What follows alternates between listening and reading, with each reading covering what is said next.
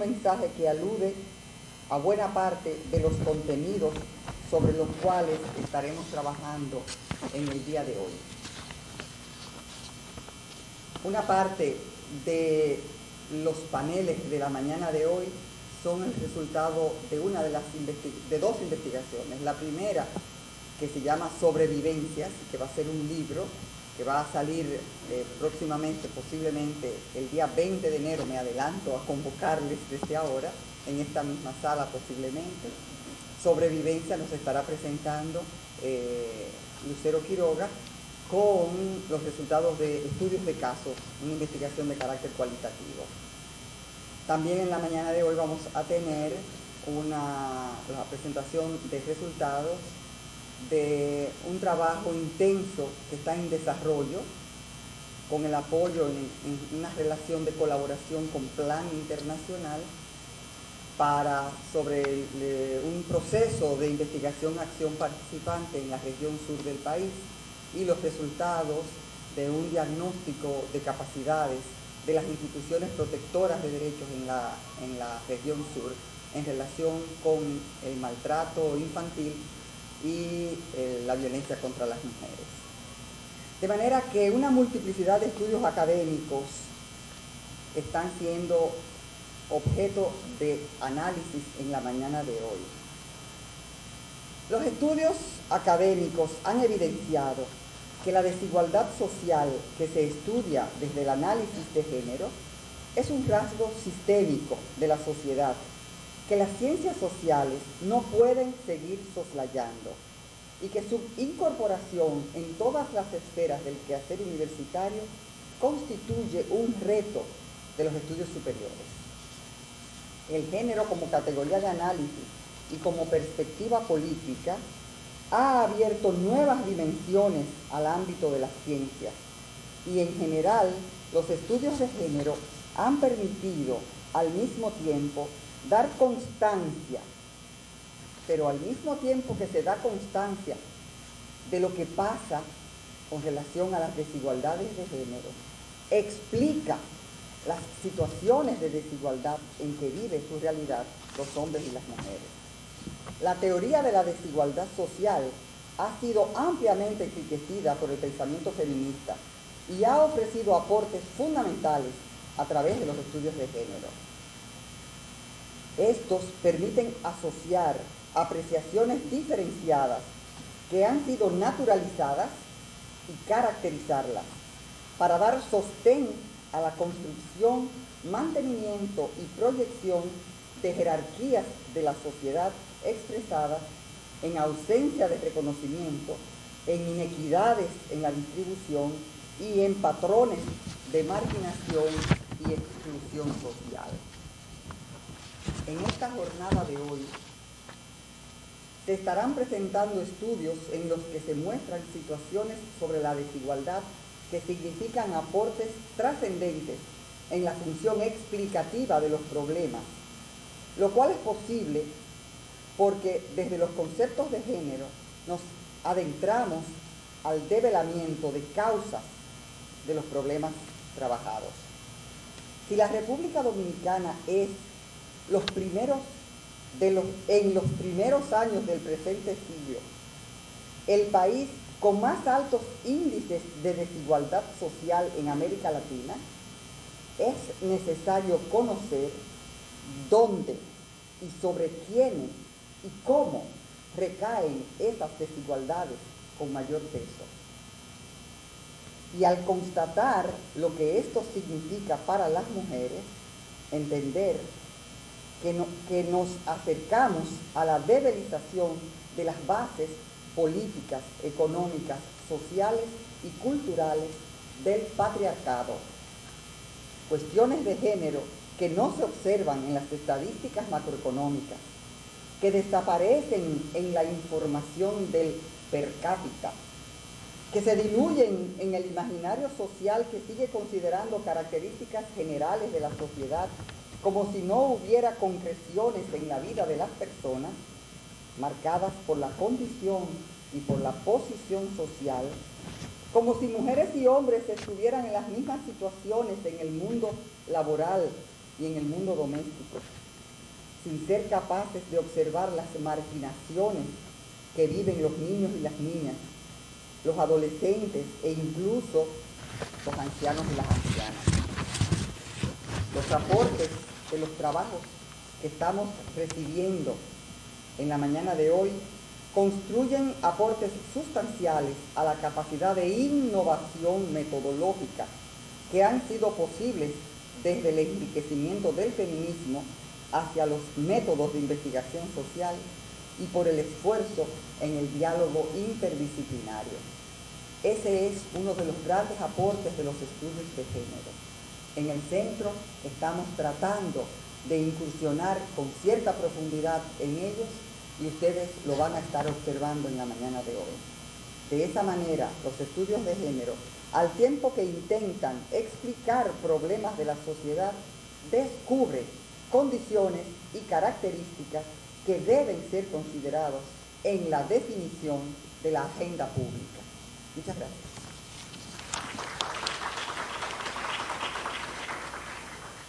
Muchas gracias, Lourdes Contreras, y de esta manera queda oficialmente iniciada nuestra quinta Conferencia Dominicana de Estudios de Género, Construcción de Conocimientos para la Igualdad. Quiero que prestemos nuevamente atención a la imagen de la conferencia de este año. Sofía, que es el nombre artístico de la niña en evocación al conocimiento y a la sabiduría, cumple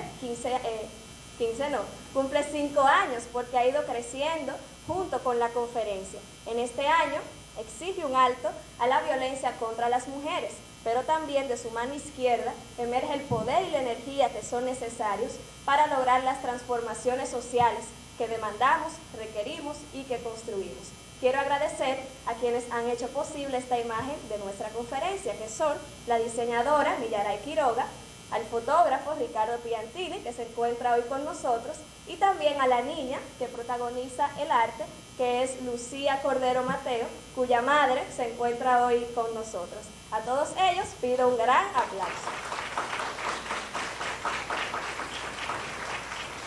Finalmente, desde el Centro de Estudios de Género queremos agradecer los auspicios de Plan Internacional y de la Agencia Canadiense para el Desarrollo Internacional.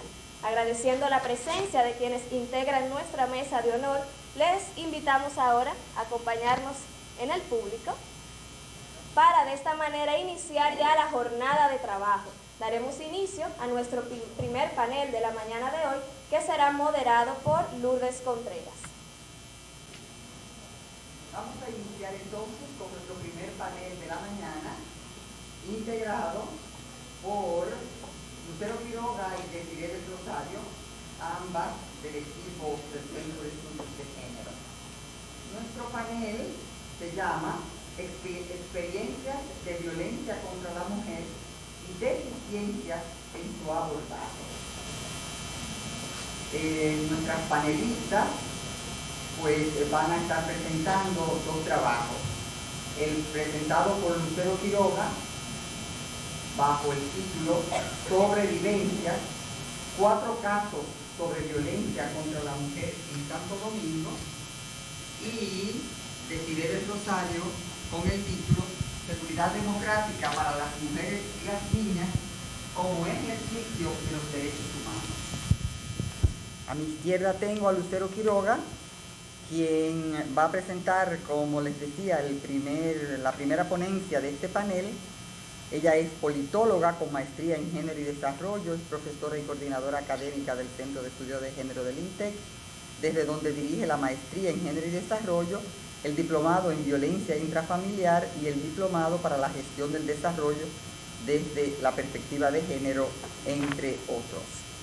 La profesora Desiree del Rosario, quien estará teniendo la ponencia que mencioné sobre seguridad democrática para las mujeres y las niñas como ejercicio de derechos humanos, es maestra y abogada con estudios de diplomacia y relaciones internacionales, derechos humanos de las mujeres y género y desarrollo, es profesora del área de ciencias sociales y humanidades del INTEC y actualmente es coordinadora de programas del Centro de Estudios de Género de nuestra universidad.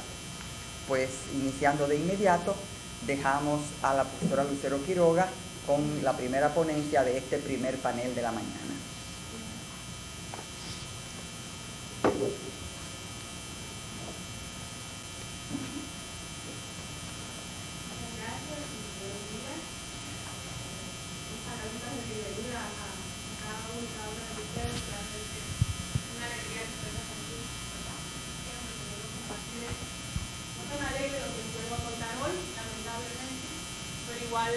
Igualmente importante y satisfactorio poder comenzar a compartir los resultados de esta investigación que, como planteaba Lulú, estaremos poniendo a circular a finales de enero con la expectativa de que la ponencia de hoy les anime a venir y sobre todo a leer el documento que saldrá de este largo proceso de investigación. Uno de los principales obstáculos para el desarrollo humano de las mujeres es vivir en relaciones de violencia. Cuando una mujer está sumergida en una relación caracterizada por la violencia, su autoestima y su capacidad de toma de decisiones se ven minadas, impidiéndole comprender la gravedad y el peligro de sus circunstancias.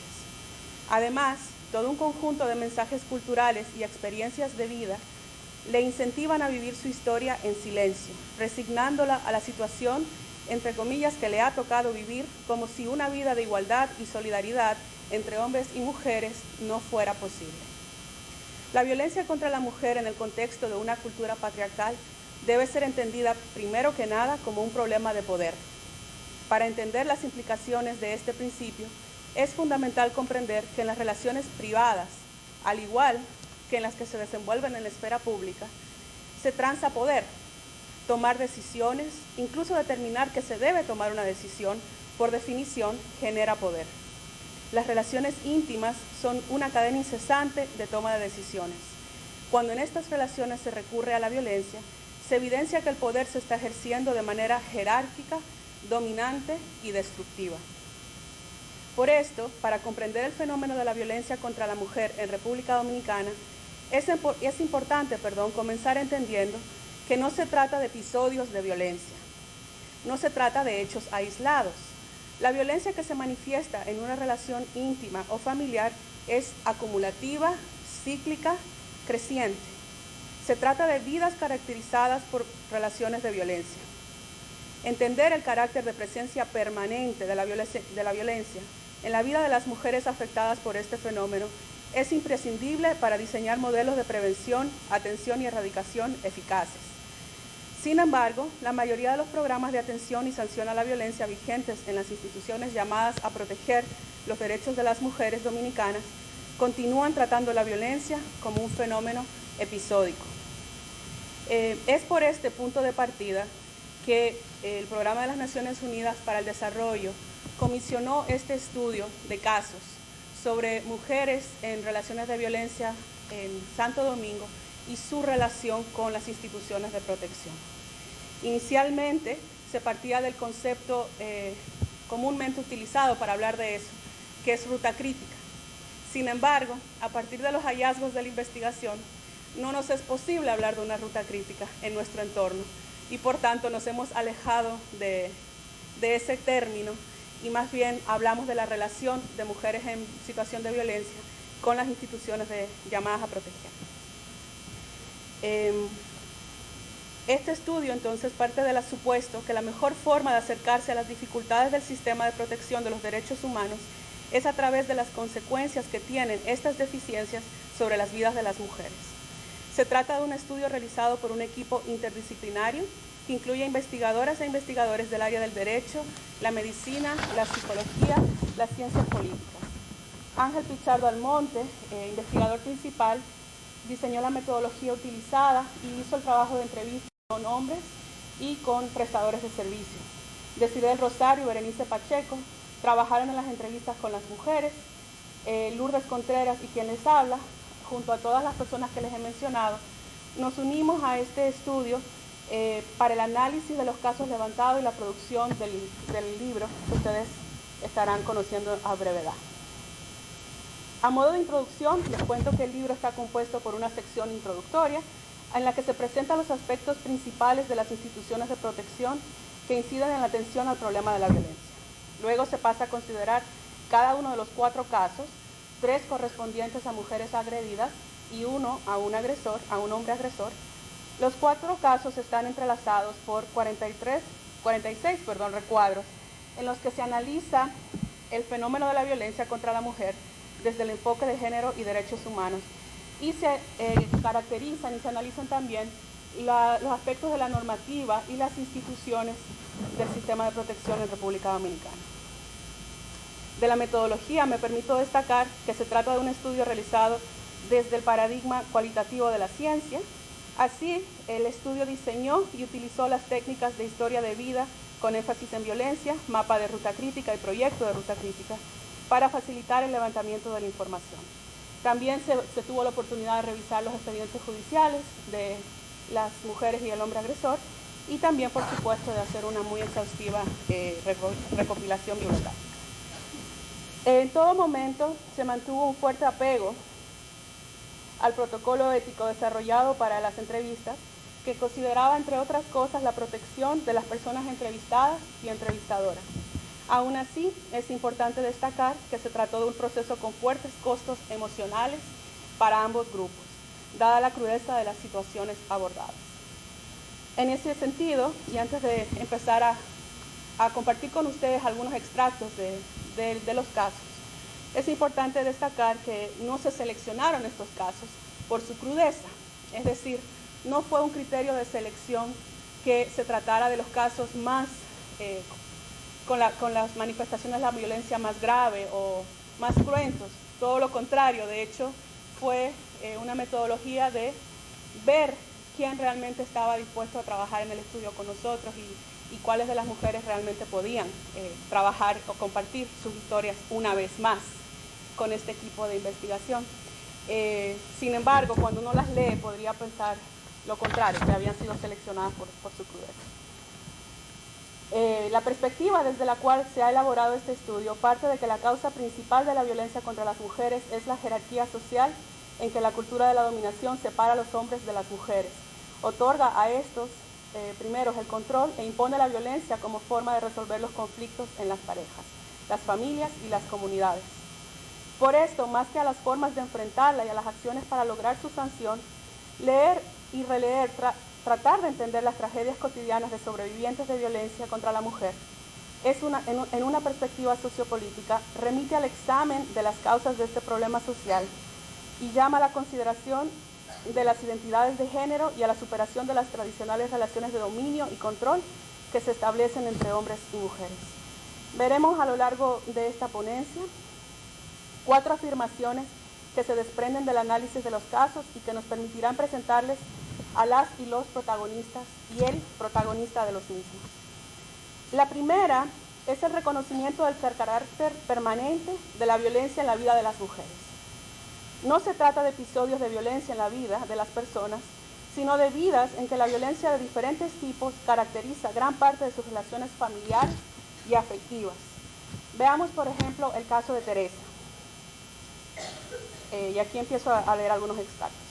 Teresa es una mujer que en sus más de 40 años ha vivido en relaciones caracterizadas por todos los tipos de violencia, desde el incesto sufrido a manos de sus hermanos y de su padre, la violación por parte de desconocidos, la explotación sexual comercial, tanto como niña, adolescente y adulta, y la más brutal violencia sexual y física ejercida por sus 2 parejas formales. El relato de la historia de Teresa desafía la comprensión. En toda esta historia, la relación de Teresa con las instituciones del sistema de protección ha sido muy ocasional.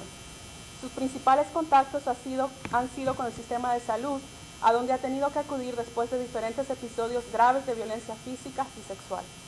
Aunque se siente satisfecha de las atenciones médicas recibidas, sus relatos revelan la desconexión entre los sistemas de salud y justicia en el tratamiento de la violencia.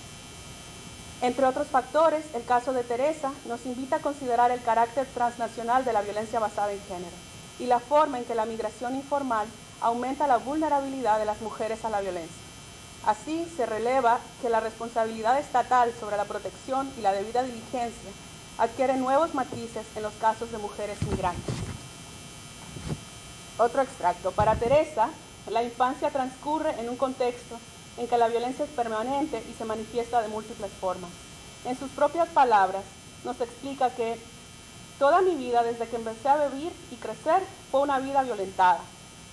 Los primeros recuerdos de episodios de violencia se refieren a los castigos a los que su madre la sometía junto a sus hermanos.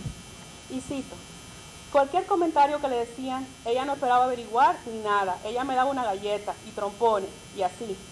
Y cogía alambre, cogía lo primero que encontraba para darnos golpes. A mi hermano, a mis dos hermanos, el que está muerto y al otro. Mi mamá cogió y lo amarró en un tinaco. Y eso fue muy duro para mí. Lo amarró arrodillado con un palo y con un alambre le cayó a golpe, así como le hacían a los esclavos antes. Eso nunca se me va a olvidar. Fin de la cita. Teresa recuerda también los constantes episodios de abuso sexual por parte de su padre y sus hermanos en este periodo. Aunque plantea que mi papá nunca me puso la mano a mí, Teresa entiende que en cierta cosa abusó de mí, porque quería que yo me le sentara encima y quería estar agarrándome. Se quedaba desnudo delante de mí y que sin querer, cuando estábamos en el baño, yo bañándome, que él no debía ver eso. Ante este panorama de violencia, y probablemente como un resultado del mismo, a los 10 años ya Teresa se consideraba una mujer adulta, por lo que intentó independizarse económicamente.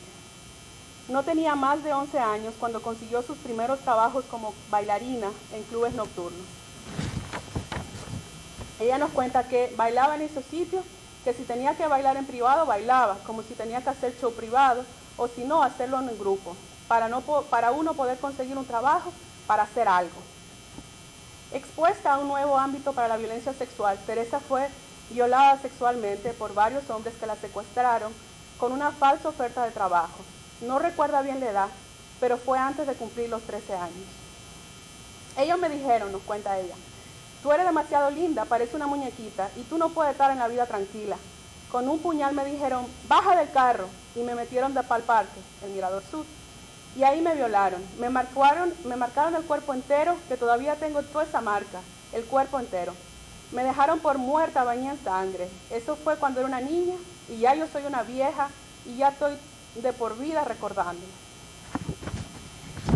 Después de estos episodios, ella tuvo muy poca atención básicamente en un hospital, pero no recuerda, quizás por la edad, quizás por el trauma, el proceso legal que se pueda haber encaminado. Sin embargo, el equipo no pudo conseguir ninguna evidencia de que hubiera existido una sanción para esto. Cuando ella crece un poco más, viaja, como decíamos en la introducción, a otras islas del Caribe, realmente es traficada a otras islas del Caribe y eventualmente llega a Nueva York, donde se casa con un dominicano residente en República Dominicana. Aunque las expectativas de Teresa eran poder empezar otro tipo de vida, resultó que su esposo también era un agresor. Y así Teresa relata episodios de abuso sexual y violación, inclusive encontrándose recién operada o con problemas ginecológicos. Según relata Teresa, a Pedro le gustaba decirle, eso se hace cuando yo quiero, cuando yo sienta el deseo, porque tú no importas, soy yo el que vale. Yo soy el rey y tú eres la esclava, yo ensucio y tú limpias, yo hablo y tú haces, yo pido y tú me das. Según Teresa nos contaba, yo venía siendo nadie para él, todo era a su antojo. De vuelta a Santo Domingo, como decíamos al principio, en una historia incomprensible, Teresa inicia una relación otra vez formal con otro agresor, desde el cual relata que desde que me metí con él, eso era golpe, golpe y golpe. Desde que él quería hacer el amor, era golpe. Desde que llegaba a la casa, era golpe. Desde que se metía un trago de alcohol, era golpe, golpe. Desde que yo le decía algo que a él no le gustaba, golpe. Yo tenía que estar maquillada por la mañana y maquillaje en la tarde y maquillaje de noche, porque los ojos eran negros por los golpes y la boca marcada. Como podemos ver en la historia de Teresa, concluyendo esa primera afirmación, lejos de tratarse de episodios, la importancia de poder entender las historias en su complejidad y en su interacción. La segunda afirmación que se deriva de los casos en que es que queda evidenciado que la penalización de ese tipo de violencia constituye una insuficiente ganancia en favor de la protección de los derechos de las mujeres. Ni la amenaza de sanción ni la sanción por sí misma inhibe el comportamiento agresivo, ni reduce el peso de la tradición del control masculino. Entre otros factores, la inefectividad de las sanciones se debe a que la aplicación de la ley está sujeta a procedimientos que vulneran los derechos de las víctimas. Y aquí vemos el ejemplo de Rosa, cuya expareja ha estado presa 3 veces por agredirla. Rosa nació en el 1949 y reside en un barrio localizado en la zona norte del Distrito Nacional. Nunca fue a la escuela y desde pequeña fue obligada a trabajar para ayudar a su familia en diversas tareas, como cargar leña, buscar agua, tostar café y vender distintos productos en la calle. De adulta se ha desempeñado como conserje en el sector público. Su vida ha estado marcada por la inestabilidad, inseguridad, irrespeto y el abuso por parte de las personas que la rodean. Plantea que las relaciones con sus 2 primeros maridos terminaron, entre otras cosas, por las infidelidades de estos, y con su tercera pareja, Francisco, duró 20 años y es durante esta relación que Rosa llega a las instituciones de protección. En 2 ocasiones, Francisco agredió a Rosa en las mismas oficinas de las instituciones de protección y en presencia de las autoridades. La primera ocasión ocurrió en Villa Juana, donde golpeó a Rosa en la cara frente al ayudante del fiscal que les atendía. En la segunda ocasión la apuñaló frente al local de la Fiscalía Barrial. Es alarmante que en ambas oportunidades las autoridades que les atendían no estuvieron preparadas para situaciones como estas. Pasaron 6 años entre la primera denuncia de violencia y la condena a 6 años de prisión del agresor. Aún así, Rosa no se siente que pueda descansar, ya que Francisco continúa acosándola desde la cárcel, desde donde la llama para seguir amenazándola. Además, en el caso de Rosa se destaca la desconexión que hay entre los sistemas de salud y justicia. El primer encarcelamiento de... Me acabo de olvidar. Perdón, de Francisco. Duró 1 año y veamos un extracto de lo que pasó en esa situación. Durante ese año la salud de Rosa empeoraba. Ella cuenta que, entre comillas, mi cardiólogo me decía siempre, ¿por qué es que esa presión no baja si estás tomando el medicamento? La endocrinóloga decía, ¿por qué no baja ese azúcar si te estás tomando los medicamentos y estás llevando la dieta? Ella decía que su respuesta fue, mire, tengo ese problema, tengo este juicio final, no sé qué hacer, yo creo que él no me está hablando la verdad, aunque me contó que iba a cambiar y eso. Rosa cuenta que sus médicos se juntaron y le dijeron, suelte a ese hombre, oiga esto, ese es su marido de 20 años, suéltelo, y si a los 3 meses, doña, él se porta mal, déjelo. Por eso, Rosa atribuye su decisión de retirar la querella a los médicos. La decisión yo la tomé ahí, con los 2 médicos, porque son médicos, saben lo que me están diciendo. Si me estaban aconsejando que era por mi salud, porque si el azúcar no me baja y la presión la tengo altísima, bueno, pues es una bomba de tiempo, es un problema. Si eso es lo que me tiene el azúcar y la presión así de alta, pues vamos a resolverlo. Yo confío en los médicos y así lo hice, lo descargué. Le echaron 1 año, él tenía ya 1 año, salió de la cárcel. Entonces ahí vemos, ¿verdad?, cómo en lugar de reconocer lo que se denomina el síndrome de la mujer maltratada, que incluye tanto el cuadro cardíaco como el cuadro del azúcar, los médicos lo que hicieron fue recomendarle volver con su agresor. Y lo que sigue ahí son varios episodios mucho más cruentos de la violencia que ella sufre y que culminan con ese episodio en el que ella es apuñalada frente a la Fiscalía Barrial. Francisco se trataba de un agresor al cual no solo ella le temía, sino que de hecho la comunidad, el barrio en donde vivían. Y eso se evidencia porque ya que teniendo la oportunidad no se atrevieron a denunciarlo. Dice ella que el fiscal le pisó los pies 2 veces. Eso es cuando ella estaba convaleciente en el hospital, una vecina le fue a contar eso. El fiscal le pisó los pies 2 veces, que los vecinos después hicieron el cuento. Una señora que vende helado me dijo a mí, mire doña, el día que lo estaban buscando, porque dijeron que lo habían sacado el mondongo en la fiscalía usted, esto se llenó de mucha policía, pero él estaba en la fritura comiéndose un chicharrón, allá abajo en la bajadita, estaba él con su chicharrón. Y según la señora, él ha dicho, mira cómo andan buscándome, y yo aquí comiéndome un chicharrón. Entonces él hace así y me mira y sabe que yo te conozco a ti y que lo conozco todo. Estaban toditos los tigres, dice ayudando al fiscal a buscarlo. Y viene el fiscal y ¡pah!, le pisa los pies. Y el fiscal le dijo, excúseme, y volvió y se lo pisó y le dijo, ay, excúseme. Y ellos no le dijeron al fiscal que ese era el hombre y que ellos lo conocían. Las dificultades que encuentra Rosa para recibir protección del sistema de la justicia se contraponen en este estudio con las facilidades que se prestan al tercer caso que les presento hoy y que nos permite hacer la tercera afirmación que se desprende de este estudio. Dadas las características del sistema de justicia que aún no asume una perspectiva de victimología en su accionar, los agresores suelen contar con mayores protecciones que las mismas mujeres agredidas. Cuando estas características se ven combinadas con otros privilegios, como con los que contaba Jorge, que era un policía, estas facilidades llegan a niveles absurdos, sobre todo cuando se les compara con la situación de las mujeres. Jorge nace en 1960, desde su niñez recuerda varias peleas con compañeros de clase y con hermanas. Crece en una familia en la que la mayoría de los hombres adultos eran militares o policías. Aspira a seguir la tradición y a pesar de que su padre trató de convencerlo de que estudiara una carrera universitaria, a los 20 años se inscribe en la Academia Policial de Atillo, San Cristóbal, con la ayuda de un amigo cuyo padrastro era cabo. Jorge ha tenido 2 matrimonios y fue sometido por Maritza, su segunda esposa, por haberle atacado y herido con un cuchillo en el 2006. Aunque existía una querella anterior puesta por la misma Maritza, Jorge había faltado a las citaciones en 3 ocasiones consecutivas. Con la segunda querella, sin embargo, Jorge fue detenido en el acto y fue llevado directamente al destacamento. A Jorge se le impone un mes de prisión preventiva. Al término de esta se realiza un juicio de fondo y se ordena a Jorge que asista al programa de unidad de atención y prevención de la violencia para hombres agresores, del que dice haberse graduado.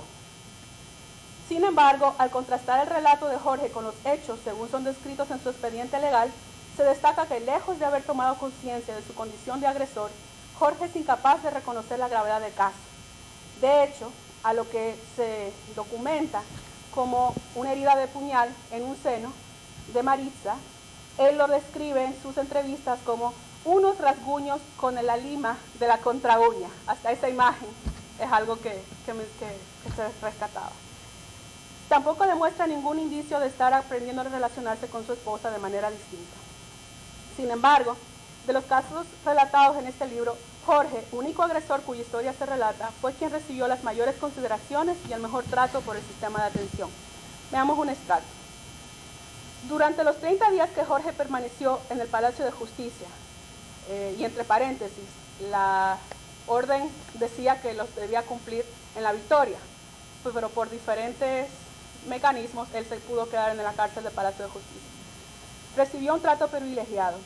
Jorge tenía una celda acomodada de la cual él tenía la llave.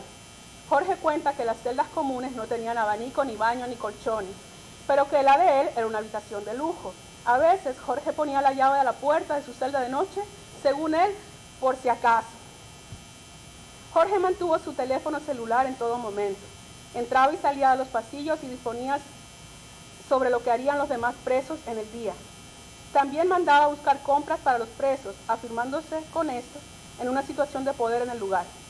Jorge afirma que salía al pasillo y al patio, pero que no salía al Palacio de Justicia y que solamente llegaba hasta el pasillo, pero podía bajar los escalones a veces.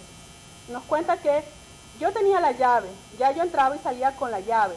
Llegó un tiempo que lo que yo hacía era que cogía el candado y no lo cerraba, lo dejaba a su puesto.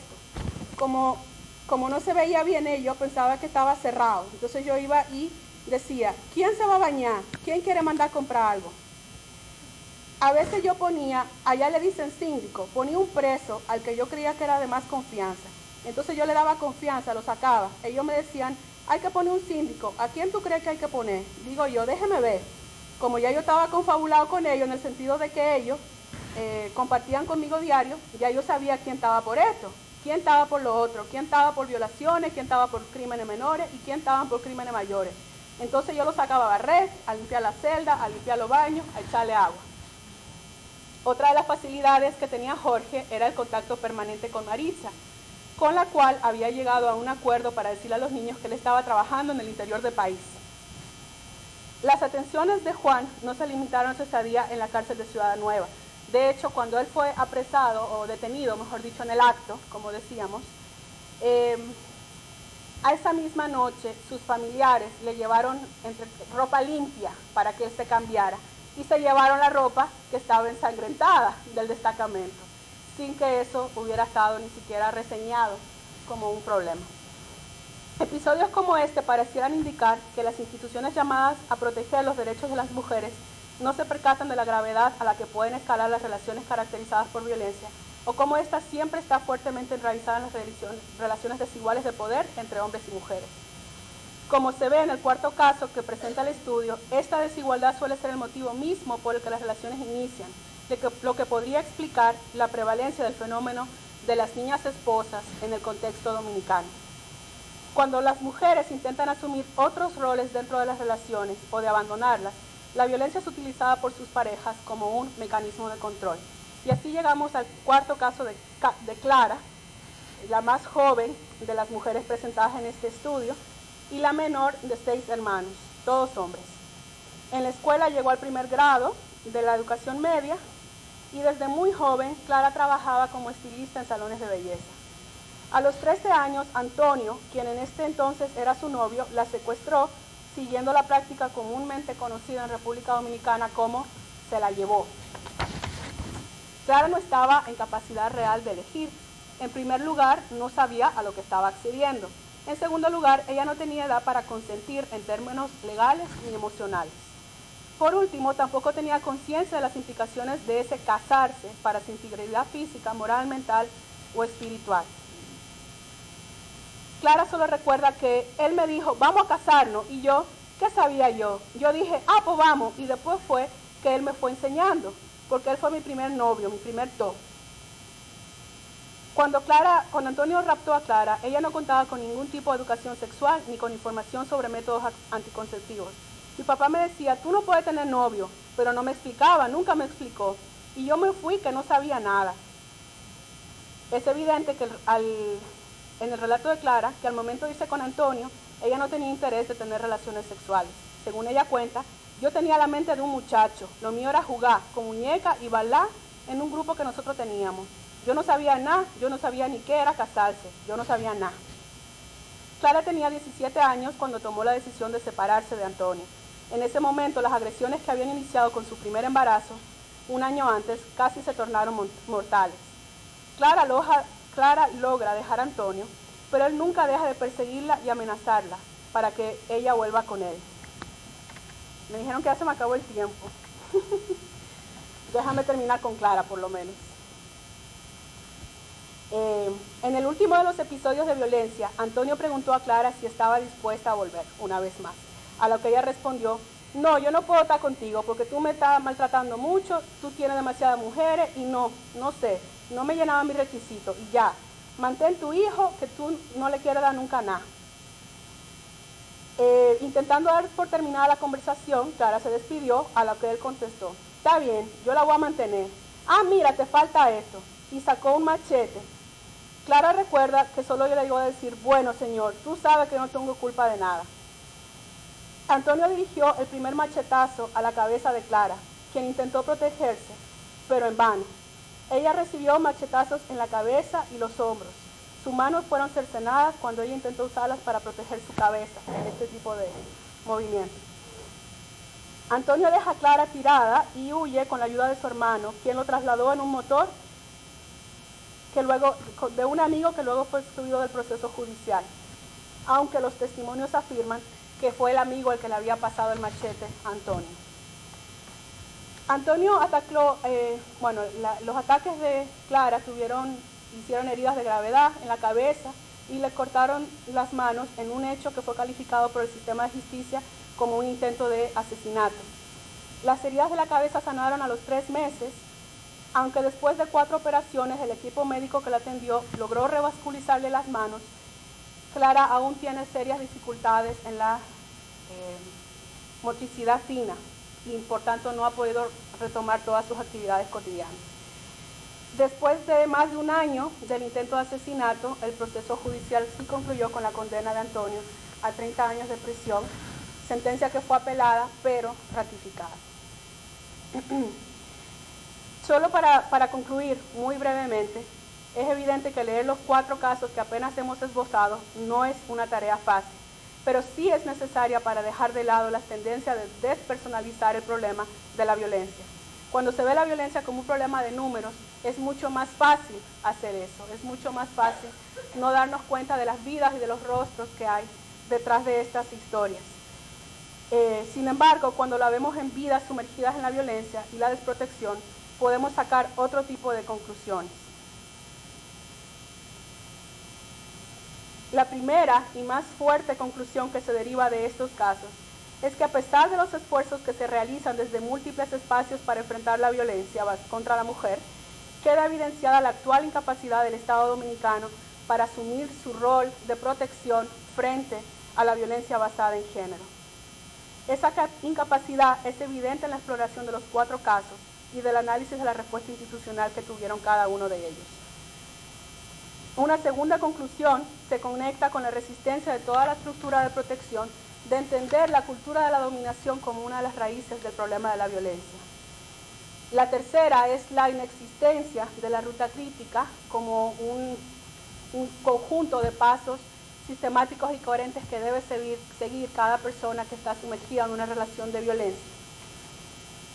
Es evidente también, ya terminando, que el sistema de atención ha asumido la sanción como principal forma de atención a la violencia, pero que estas sanciones no son suficientes para disuadir o disminuir, hacer que disminuya la situación. En conclusión, algunas líneas de lo que hemos dicho es que ante esta incapacidad y desconexión, las mujeres se ven obligadas a la búsqueda de soluciones individuales que las hacen cada vez más vulnerables a la violencia. Pero el problema de la violencia contra la mujer no es un problema personal. Se trata del resultado de una estructura de desigualdad de poder basada en la dominación que afecta a todas las relaciones en que se involucra un ser humano. Por tanto, dejar la sobrevivencia de las mujeres en sus propias manos individuales no es solo inefectivo, es de hecho inmoral. Esto ya que ignora la responsabilidad de los hombres agresores y la complicidad de la sociedad y de sus estructuras de poder en el sustento de la violencia. En consecuencia, la erradicación de la violencia contra la mujer pasa por el empoderamiento de las mujeres, pero requiere de la acción urgente y concertada de la sociedad en su conjunto, de sus hombres y de las instituciones públicas llamadas a proteger los derechos humanos de las mujeres. Muchas gracias por su paciencia.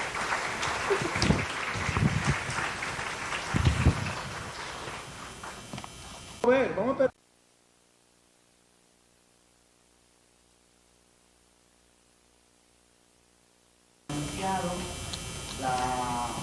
la ponencia de este Rosario bajo el título Seguridad democrática para las mujeres y las niñas como ejercicio de los derechos humanos. Gracias, Lourdes. Bueno, todavía se me quiebra la voz cuando oigo sus casos. Todavía estoy, eso no me dice llorar con el relato.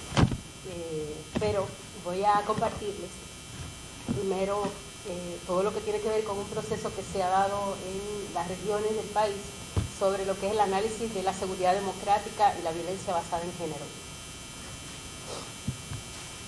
Agradezco a la coordinadora de esta conferencia, mi querida compañera Lucero Quiroga, el interés e impulso por compartir desde este espacio de construcción de conocimientos para la igualdad.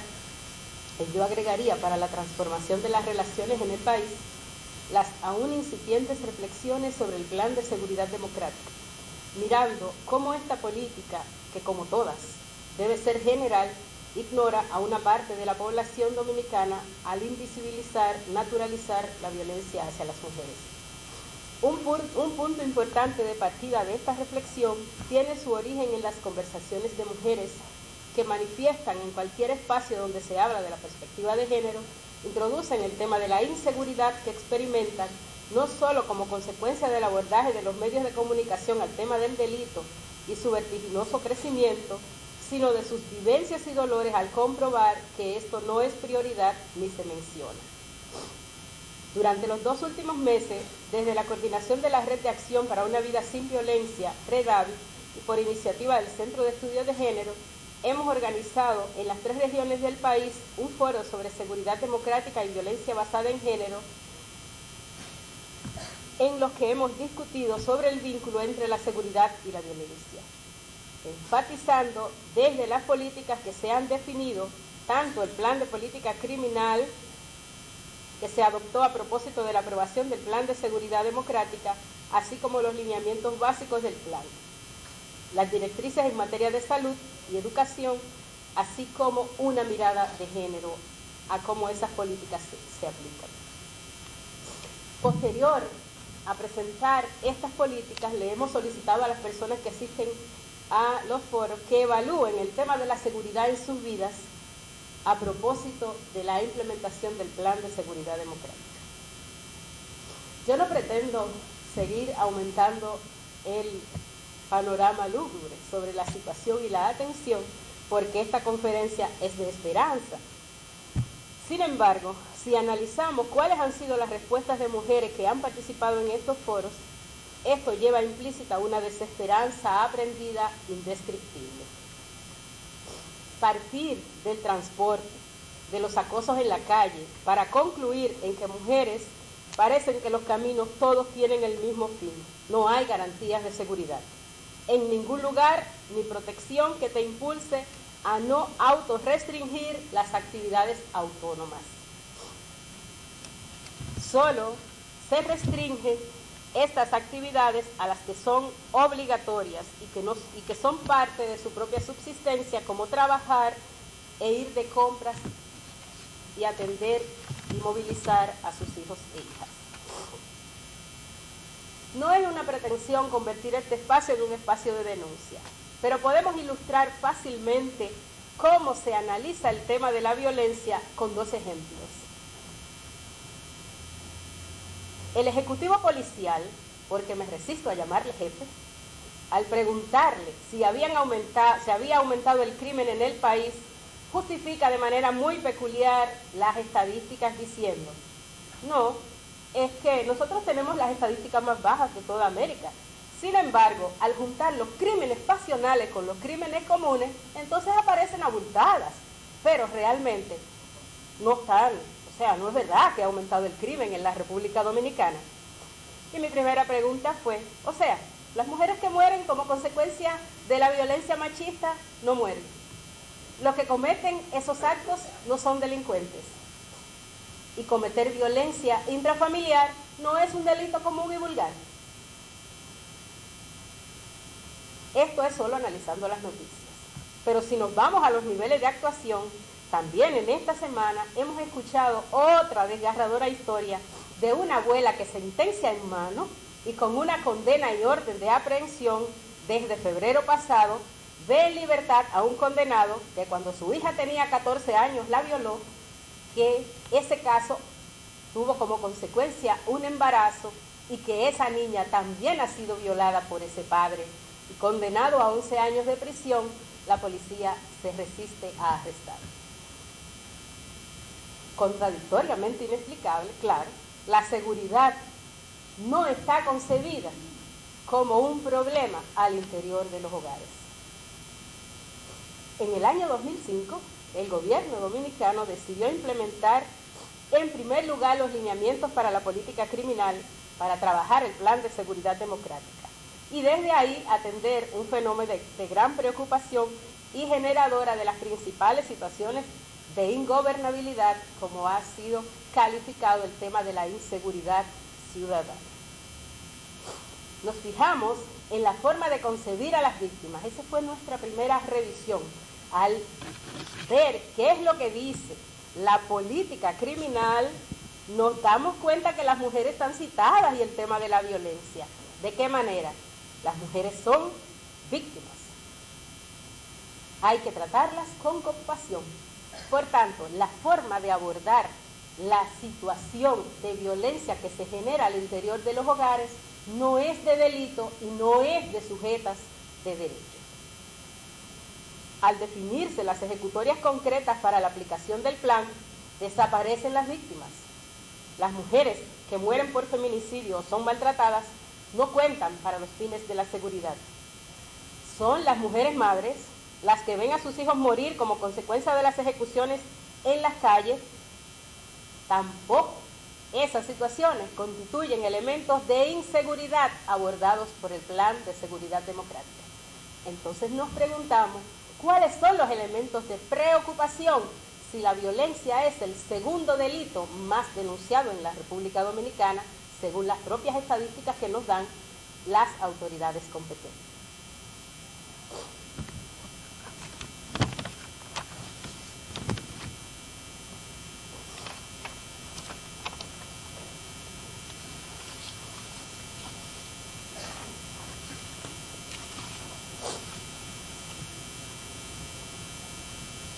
La seguridad ha sido pensada como una parte sustancial del ejercicio de los derechos. Definir la seguridad desde el punto de vista de garantías, desde la política criminológica y desde la provisión de un orden público interno que cautele la integridad física, la económica, la moral de las personas, sin que esto constituya en una amenaza o coerción ilegítima a su libertad y a sus derechos civiles. Eso está proclamado en el Plan de Seguridad Democrática, garantizar los derechos ciudadanos. Y en estos foros se nos ha preguntado, ¿de qué ciudadanía estamos hablando? ¿A quiénes está dirigido el Plan de Seguridad? ¿Quiénes son los actores? ¿Por qué? ¿Cuál es la esencia del Plan de Seguridad? Y vemos que, aunque tiene muchas ejecutorias que se plantean vistas desde la superación de la exclusión, que es como lo plantean, el plan está destinado solo a aplicarse en comunidades marginalizadas. Esto implica que se está criminalizando la condición de pobreza y no la situación de inseguridad, porque parecería que los inseguros y las inseguras son las personas que viven en el barrio. El principal programa de este plan se llama Barrio Seguro. No se llama comunidad segura, no se llama ciudad segura, se llama barrio seguro. Y eso tiene una implicación y una visión desde la cual ha sido construida.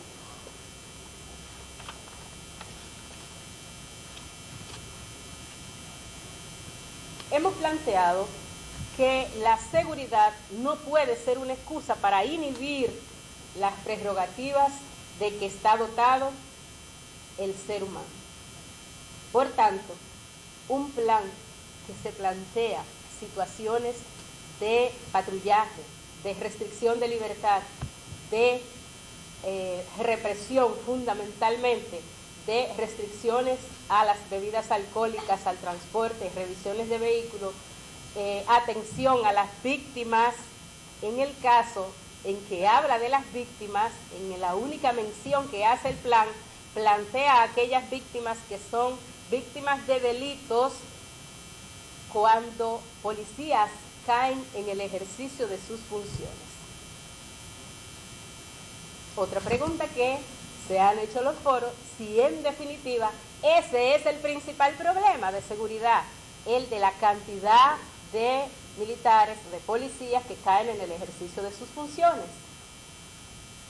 Entonces, parecería que cuando se hizo el diagnóstico para el Plan de Seguridad Democrática, muchas de las situaciones que se planteaban como las necesidades de seguridad fueron ignoradas o invisibilizadas, porque los estudios están ahí. El Ayuntamiento del Distrito Nacional, posterior a la aprobación del plan y a propósito de la revisión que se hizo el año pasado, entregó un informe en donde se hacían encuestas ciudadanas y se planteaba que la violencia intrafamiliar era la preocupación de la mayoría de las personas que viven en el Distrito Nacional. Por tanto, si ese era un tema de preocupación, nosotros no entendemos por qué no es un problema de seguridad. Abordar el tema de la seguridad implica la forma en que está concebido. Parecería que en el caso del Plan Nacional, una visión ha derivado en déficit doctrinario del progresismo, que aborda desde teorías deterministas de que es solo un problema social, en que las dinámicas de violencia son meros subproductos de patrones de desigualdad y exclusión social, sin considerar las relaciones de poder, constituye un grave problema de cómo está abordado el plan. Eso no significa que no sea verdad que la exclusión es una de las causas, pero no una de las causas sustanciales, como se plantean en el plan. O sea, con que resolvamos el problema de la marginalidad, con que las personas vayan a los centros de instrucción, que además lo que se plantean en esos centros de capacitación son escuelas de lencería, de bordados, de cortinas, parecería que sí tienen una orientación también a quienes va dirigido la creación de esos espacios de microempresa y de capacitación para el trabajo como se plantea. Invisibilizar la violencia, las desiguales relaciones de poder entre mujeres y hombres, impide plantearse la necesidad de producir un cambio cultural, un énfasis en la protección universal y pluralista y que priorice los derechos a la vida, a la integridad, a la libertad y con un enfoque de género que considere cómo experimentan las mujeres y las niñas la inseguridad. Esta miopía para identificar la inseguridad que generan las relaciones abusivas imponentes de las desigualdades de género cuestiona la capacidad de gobernación, cuyo eje está constituido idealmente por recursos de tipo policial, judicial, de acción social, de políticas, y que debe dirigir las formas y contenido de los medios de comunicación, de como multiplicadores de imágenes estereotipadas sobre los crímenes relacionados con la violencia al interior de los hogares. También plantea como si siguiese siendo un problema puertas adentro. La visión integral. La violencia basada en género ha sido caracterizada como una consecuencia de relaciones permeadas por el machismo, por el sexismo. Por tanto, aplicar a esta situación la misma receta de tolerancia cero que plantea la coerción, tanto por su abordaje como por la visión, no garantiza el ejercicio de la libertad. Eso deja por fuera las situaciones colectivas y plantea como si el problema de la seguridad fuese un problema individualizado. Esto ignora que podemos desarrollar modelos colectivos para abordar este tipo de situaciones y dar respuestas colectivas. La legitimación de la violencia es el riesgo identificado en los abordajes de la seguridad que el actual modelo empuja. Las mujeres están condenadas a vivir en el silencio, porque eso no es inseguro. Hay algunas situaciones que han sido contadas en los foros de mujeres que a veces pensaron, pues decir, ay, pero se te pegaron en una guagua, gran cosa, es que en la guagua todo el mundo va pegado. Entonces, la forma en la que se aborda esa situación que ellas plantean como indignante, como violentadora de su integridad y violentas, dicen, ay, pero qué delicada o qué cosa, que a veces las mujeres han pretendido que no les pasó nada. Entonces, es condicionar a la naturalización de la violencia y además a que las mujeres sigan permaneciendo en silencio cuando se sienten agredidas en el espacio público, fundamentalmente.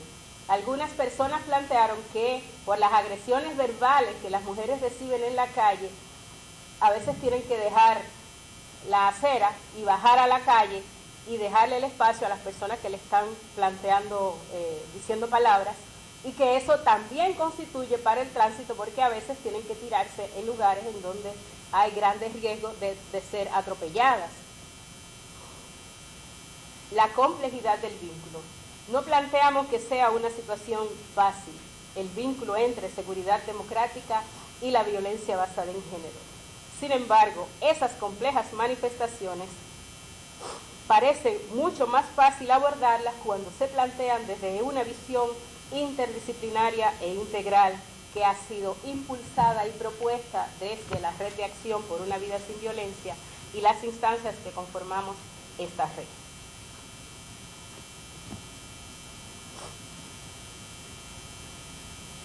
Otro elemento identificado a partir de este vínculo es que no se ha caracterizado este tipo de actos como delitos, por tanto, carece de una base doctrinal democrática, como dice el plan que pretende impulsarse.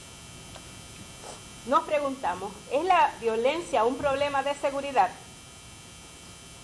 La perspectiva de género sensitiva ha sido abordada históricamente como un parche en las políticas y acciones, suponiendo que el problema se resuelve instalando programas especiales dirigidos a las mujeres y no como una acción transversal.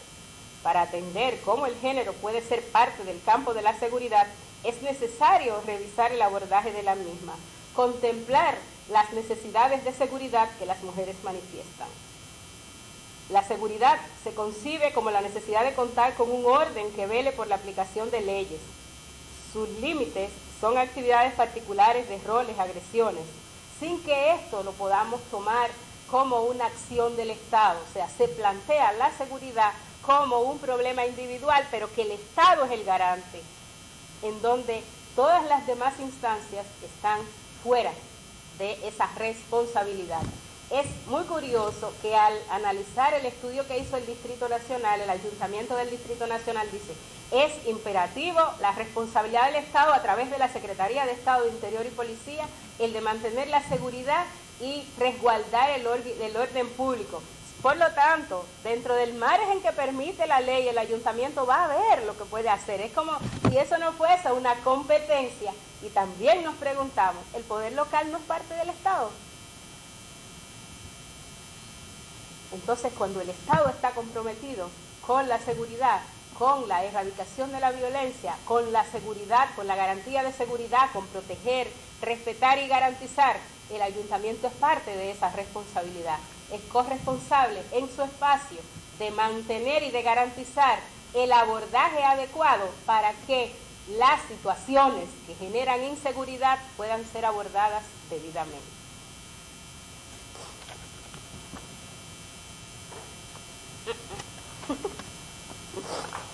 Algunas ideas conclusivas, porque el reporte final, las propuestas que han salido en Asua, Santiago, Monteplata, Santo Domingo y El Ceibo de los foros de seguridad democrática van a ser presentados también en enero próximo a partir de una discusión que se generará con un modelo que se ha estado promoviendo e impulsando en América del Sur, que se llama Ciudades Seguras sin Violencia hacia las Mujeres, y que pretendemos compartir con las autoridades de acá lo que han dicho las personas y plantear una discusión sobre una forma distinta de abordaje al tema de la violencia.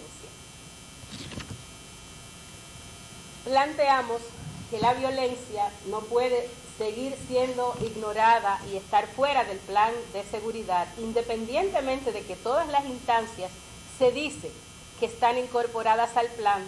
Sin embargo, en el momento en que vemos cómo está estructurado las ejecutorias de la Secretaría de Salud Pública, las ejecutorias de la Secretaría de la Mujer, de la Secretaría de Estado de Educación, no se contempla cómo garantizar la seguridad, o sea, no está abordado para garantizar, sino es, bueno, ellos están ahí, van a ser operativos, y como en este país todos los resolvemos como operativos, parecería que ese es el accionar de las instancias garantes.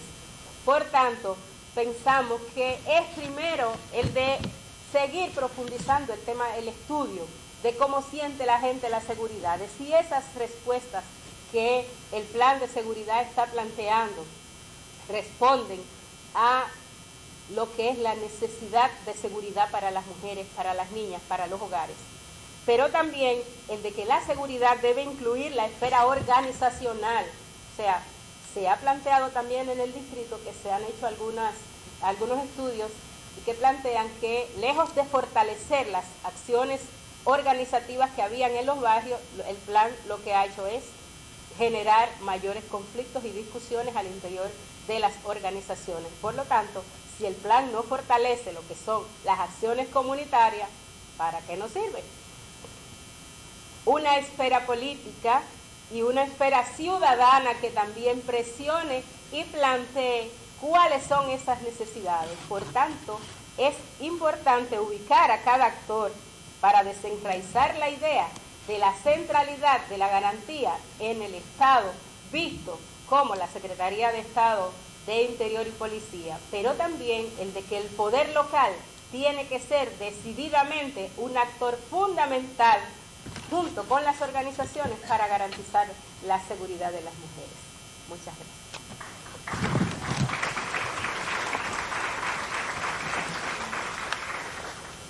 Gracias, presidente Rosario, sobre el tema de seguridad democrática y violencia basada en género. Vamos a pasar entonces ahora a unos 15 minutos, dependiendo de qué tan proactivos estén ustedes en relación a este diálogo. Están los turnos abiertos desde este momento para preguntas, para comentarios, para presentar inquietudes, en fin. Vamos a ver, tengo por allá a Mirta, tengo a Daisy. Entonces, tengo 3 personas para este primer momento. Iniciamos con Mirta Rodríguez, Daisy y luego Violeta.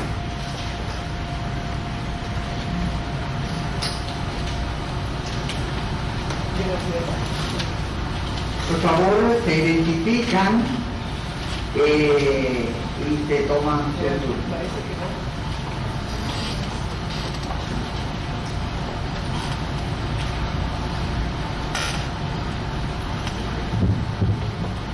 Gracias. Soy Mirta Rodríguez Calderón, soy periodista y tengo la sensación de que, aparte de agradecer este enorme esfuerzo que se está haciendo para convocar esta conferencia, tengo una gran sensación de desconcierto. Porque, por ejemplo, las preguntas que decidí formular en nuestra exposición son todas fascinantes, pero ¿dónde están las respuestas? Los problemas que ha planteado Lucero y sus colaboradores en sus planteamientos implican que el problema es una gravedad que ni siquiera tiene calificativos para señalarse. Pero, ¿cómo vamos a enfrentar esa realidad? Yo diría el cubano, el picotín, esta fragmentación de acciones que se evidencia por todos lados, por allá está el ayuntamiento, por acá está de seguridad, por allá el ministerio tal, se quita de arriba el asunto y dice que son otra gente las que tienen que ver, y nosotros como investigadores sabemos que estamos haciendo una contribución tremenda, pero una contribución hacia lo abstracto. Sí, podemos hacer todas las generalizaciones que queramos, pero el plan de acción.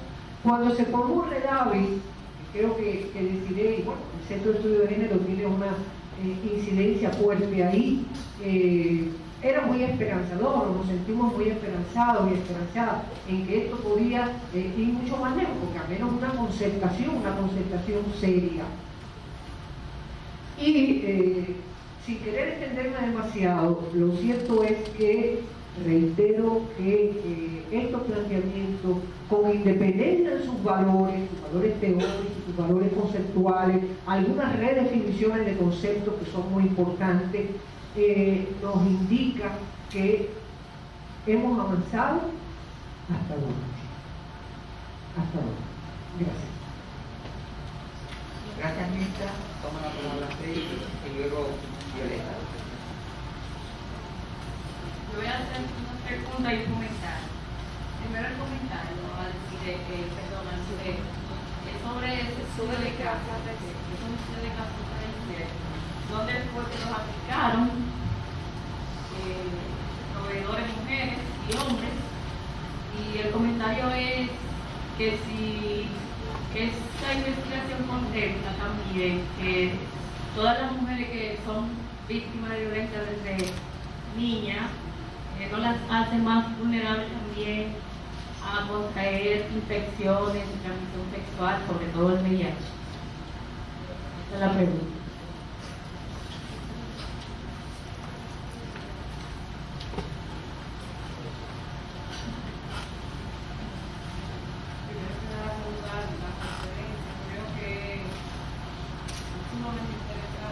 El tema de la violencia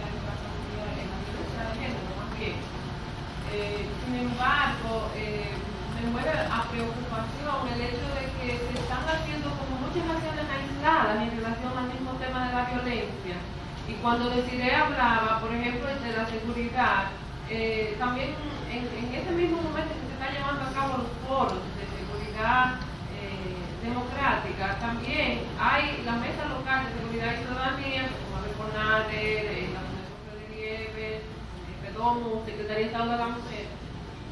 Y no siento que hay una articulación de manejar el tema de manera que podamos ir directamente todos enfocados hacia un mismo punto. Entonces, por eso pienso que deberíamos como ver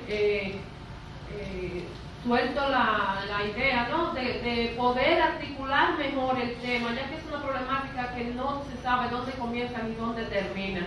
Me gustaría además saber en República Dominicana cuál es el nivel, si tú Desiree en algún momento has podido contactar, el nivel de violencia o de criminalidad que se vive, tanto que sufrimos más bien las mujeres por las razones que ya todas aquí conocemos.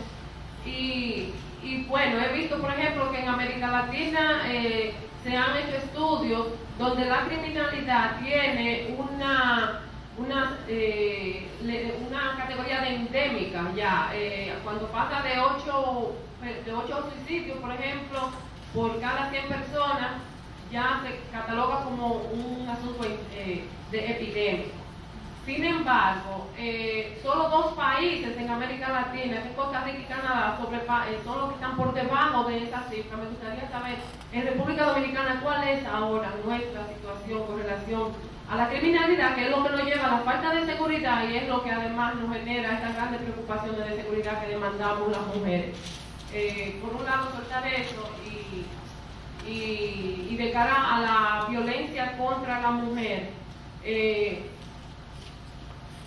¿qué podríamos hacer para que las mismas autoridades del sector judicial, del Ministerio Público, que es donde yo entiendo que se está dando la gran desventaja, donde realmente se está llamando a la conciliación de las mujeres y ver qué podemos hacer con esas autoridades que están ahí, que están para proteger y que en todo lo contrario están, en los casos por ejemplo de las pensiones alimenticias, cuando las mujeres van a quejarse por estas situaciones, las mismas personas que les reciben le dicen acepta lo que te está dando porque lo que te está dando está bien.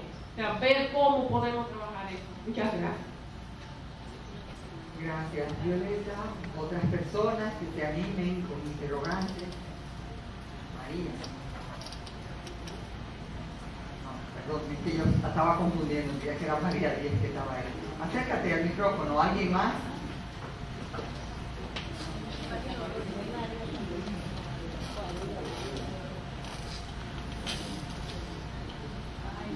A todas y todos. Yo, no sé, tengo una inquietud, tengo una interrogante para la profesora. ¿Cómo enfermera soy enfermera? Algunas vecinas, algunas discípulas de la universidad se acercan a mí. Y, profesora, yo presencié un fusilamiento. Yo presencié una ejecución extrajudicial, es que le dicen que saben inglés. Para mí, esas ejecuciones extrajudiciales es violencia contra las madres de esos jóvenes que están cayendo, en gran número. Entonces, como ustedes son expertas, yo voy a preguntar, ¿hay alguna institución, alguna organización que dé apoyo psicológico a las familias de los ejecutados y también a las personas que van caminando por las calles y se ven obligadas a presenciar esas ejecuciones? Gracias.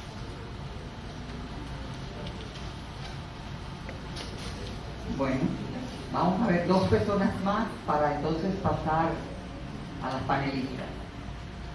Osiria.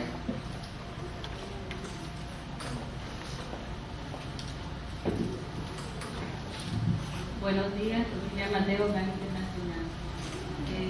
Realmente me motiva el comentario de la señora que de ahora. Hace poco estuvo Sari con Barahona y estábamos comentando sobre la situación de violencia. Y yo le decía a Sari, pero hay que poner atención a cómo trata la prensa esa situación.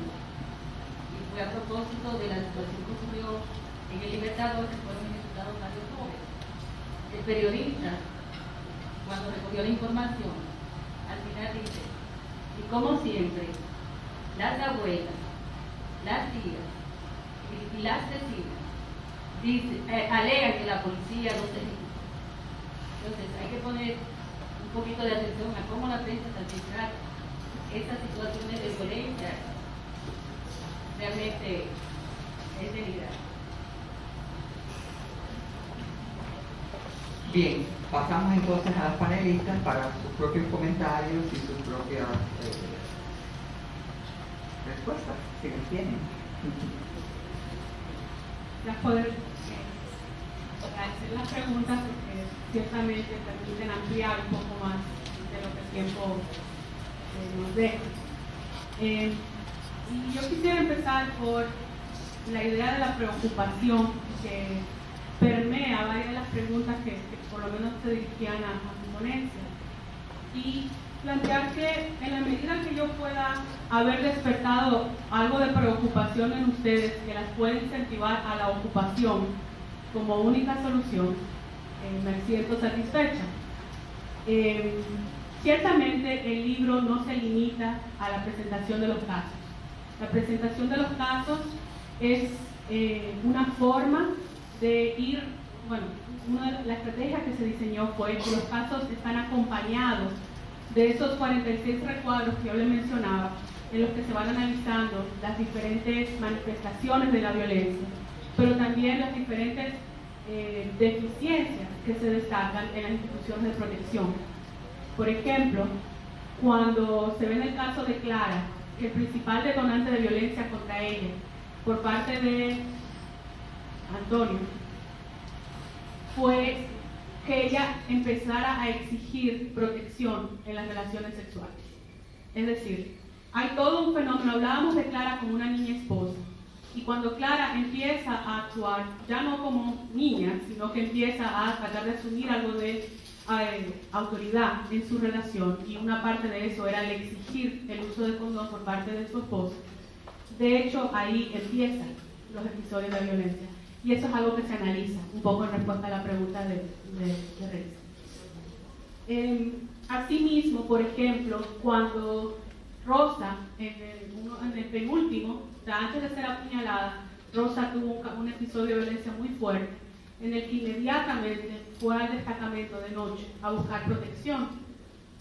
Y la respuesta de los policías fue acompañarla a la casa, pero ya que el agresor no estaba fuera de la puerta de la casa, la respuesta fue textualmente: entre usted ahí, doña, y embrújese con él para que salga, alegando una disposición del Código Procesal Penal que establece que solo se puede apresar al delincuente si está en flagrante. Eso está acompañado de un recuadro en el que se explica que eso es una mala interpretación de lo que dispone el Código, que de hecho establece un periodo de 4 días desde que se comete el hecho, en el que sí puede haber una intervención, y sobre todo cuando hay tal evidencia de inmediatez en la protección de esa persona. Entonces, esa es la estrategia que hemos desarrollado, ¿verdad? Cada uno de los casos va acompañado de estos 46 recuadros que va explicando las cosas y va analizando no solo qué es lo que está pasando mal, sino lo que podría ser incorporado como medidas, podríamos decir, correctoras. Pero lo que permea el libro en su conjunto es esta necesidad urgente de un sistema integral de protección en la que los sectores realmente estén incorporados a una acción coherente de todos los sectores que deben intervenir en la protección de las mujeres. Pero en la mañana de hoy decidimos sobre todo presentar los casos porque ese es el énfasis de este estudio. Es: no veamos esto solo como un problema a resolver, que también es un mecanismo de despersonalización. Atrevámonos a asumirlo como un problema de seres humanos, igual que nosotros, que están experimentando estas condiciones. O sea, resistamos la seducción de este mecanismo de despersonalización que tienen todos estos fenómenos que vamos a estar trabajando. Ese es el énfasis de este estudio. En cuanto al qué hacer, que mencionamos un poquito Violeta, yo pienso que en esta sala hay muchas personas con mucho que hacer y mucha posibilidad de hacer en diferentes sectores. Por ejemplo, si ustedes se dieron cuenta de las que tienen un puntito rojo, la y él, que tiene un puntito rojo en su tarjeta, no sé si saben a lo que se refiere él. Ya la mesa se está dando cuenta que usted la tiene. Somos todas colegas de un programa de formación que apuesta a que podamos establecer realmente redes de trabajo conjunto. Es decir, las redes no solo se tienen que establecer entre las instituciones, las personas de los pasos que estamos trabajando también tenemos responsabilidades a desempeñar en cuanto a la erradicación de fenómenos tales como la violencia.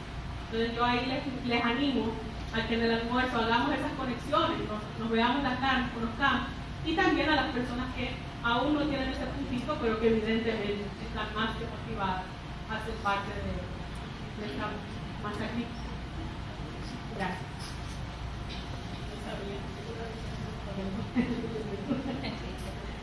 Bueno, yo pienso que hay cuestiones definitivamente que tanto el estudio sobre evidencia como lo que es la apuesta a una articulación entre las instancias que son responsables y las organizaciones que trabajan en lo que es la visión de erradicar la violencia, mantenemos la esperanza de justamente para lo que se planteó la formación de Redami, que se reitera, bueno, por lo menos desde el punto de vista del Centro de Estudio de Género, es justamente el de que hay que superar la fragmentación, pero también el de que el abordaje de la violencia no puede tener 70 enfoques, como pasa ahora. O sea, en cada instancia hay una forma de mirar el problema que definitivamente no nos ayuda mucho. Entonces, yo pienso que, igual que lo que Lucero ha dicho ahora, es la invitación a que todas y todos, desde el rol que jugamos, podemos más que preocuparnos, ocuparnos para transformar esa realidad que a todas y a todos nos preocupa. Sobre el tema de la criminalidad, que la Secretaría de Estado también es parte del Consejo de Seguridad Democrática, lo que ha planteado, bueno, públicamente la Secretaría, es que en principio cuando empezó el plan había un índice de criminalidad de 21 por cada 1000 en República Dominicana y que en un momento llegó a 14, pero que en los últimos meses ha vuelto a aumentar a un 17 por cada 1000. Por lo tanto, estamos en el reconocimiento de, ¿cómo fue? de un gravísimo problema de seguridad, pero que si nos damos cuenta por lo que el presidente anunció es el tema del narcotráfico. O sea, nosotros no tenemos otro tipo de crímenes. Para satirizar un poco, realmente nos damos cuenta que esa no es la preocupación fundamental, es una preocupación. Pero parecería que con los tucanos vamos a resolver muchas situaciones de seguridad en el país, que son las medidas que se están anunciando. Entonces, si vamos a cuál es el problema, cuál es la raíz del problema, entonces podremos abordar adecuadamente, pero parecería que estamos yendo por caminos que no nos conducen a las soluciones adecuadas. Por lo tanto, todos estamos, Violeta, en la misma, o sea, tanto la Secretaría como parte de ese plan y de las acciones, o sea, de todas las acciones, tanto de los foros en los que la Secretaría se involucró de manera decidida en la realización, porque es un vínculo con las comunidades. La otra mesa es una mesa de expertos, entonces son acciones que se pueden conectar. Y yo no veo la dificultad, y yo creo que ha sido el interés fundamental de Redavi, el de poder contribuir, no el de sustituir a ninguna instancia, ni mucho menos el de plantear separaciones, sino el que juntos vamos a poder impulsar un abordaje adecuado, una integralidad, una interdisciplinariedad y sobre todo un enfoque de derechos y de género para abordar el tema de la violencia. Sobre las ejecuciones, bueno, Redavi es la Red de Acción para una Vida Sin Violencia, que articula 21 organizaciones, tanto del Estado como organizaciones de la sociedad civil, que trabajan en lo que es la atención, en lo que es el tema de la erradicación de la violencia intrafamiliar y basada en género, que incluye a la Procuraduría General de la República, a la Secretaría de Estado de la Mujer, a la Policía Nacional, al Departamento de Interior de la Policía, a la red que hay en Santiago, que se llama Movida, al Núcleo de Apoyo a Profamilia, al Centro de Estudios de Género, CEDAIR, hay un conjunto, la gente de la Secretaría de Estado de Salud Pública, PACAN, o sea, casi todas las instancias, tanto estatales como no gubernamentales, que trabajan en el tema de la erradicación de la violencia, son parte de la red de acción para una vida sin violencia. Entonces, eso es, o sea, los procesos yo no creo que se dan, la red tiene 2 años que se constituyó, y yo creo que han habido pasitos de avance, y nosotros mantenemos la esperanza de que en definitiva la red pueda realmente fortalecerse y ser esa conjugación entre lo que es plantear, demandar, pero también hacer desde cada una de las instancias lo que le corresponde. Yo no lo mencioné, lo de las ejecuciones sumarias, sin embargo, yo no conozco, y justamente una de las preguntas es esa: ¿por qué, si hay 1.200 personas que murieron en los últimos 2 años como consecuencia de las ejecuciones, llamado intercambios de disparos, no hay un programa específico que aborda ni la victimización? Porque acuérdense que también, probablemente al hablar tan rápido, en 20 minutos, hablar del tema de la víctima dentro de lo que es el plan de seguridad democrática, la invisibilización, el ocultamiento de cuáles son las verdaderas víctimas de los crímenes, quiénes son las personas que sufren las consecuencias, definitivamente no están contempladas acciones ni preventivas, ni reactivas, ni de ninguna. Por lo tanto, es la revisión de esa visión, pero también de las ejecutorias del plan, lo que se está planteando, el de cómo atender sustancialmente a la víctima, es un rol que tiene que tener obligatoriamente un Consejo de Seguridad que trabaja en la atención a un tema tan sustancial como la seguridad. Bien, se observa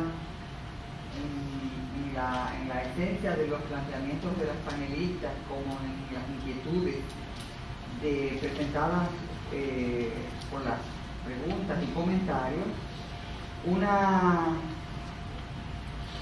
preocupación realmente profunda sobre qué hacer. Lo planteaba Mirza, bueno, lo planteaban todas, y nosotras nos lo estamos planteando desde hace bastante tiempo. Algunas de las conclusiones que están presentadas en estas reflexiones están claramente apuntando a comprender que los pasos que hicimos hace 11 años, en el año 1997, cuando logramos la ley, fue un paso, pero que hoy es insuficiente, completamente insuficiente. Que los procesos no están dados para solo buscar la sanción. La sanción fue una etapa, en un momento, y sigue siendo, y va a seguir siéndolo, de evidenciar los problemas y marcar dónde están la culpabilización, vamos a decirlo así. Pero que es imprescindible los procesos de articulación, los procesos de conexión. El tratamiento fraccionado del problema no puede mantenerse. Desde la edad, tal como estaba explicando Desiree, se apunta a la interconexión, pero todavía es insuficiente. Cada institución asume lo que le corresponde, y así, en una visión fragmentada del problema. De manera que, como otra de las compañeras decía, lo fundamental de esta etapa es tener una visión de conjunto, un enfoque común. Y en ese enfoque común, hombres y mujeres tienen que ser visualizados en cómo se expresa. En este caso, la atención de la masculinidad agresora es fundamental que salga como un problema que tiene que tener en la política de género una pata, para decirlo de alguna manera, importante. Hasta el momento no ha sido así. Nosotros desde el Centro de Estudios de Género hemos tenido una propuesta específica hacia la Secretaría de Estado de la Mujer en el sentido de que se atienda el problema desde las víctimas, pero que se atienda también desde las agresoras. Le hemos entregado una propuesta específica al sistema de salud, al sistema de justicia y a la Secretaría de Salud Pública. Ahí está planteado el reto. Muchas gracias. Vamos a hacer una pausa de unos 5 minutos y volvemos con el segundo panel que lamentablemente porque el tema es de preocupación, pero nos satisface decir que profundizando las características del problema, seguimos con el tema de violencia y el segundo panel va a estar concentrado en las investigaciones en la región sur del país, en una relación de alianza entre el Centro de Estudios de Género y Plan Internacional.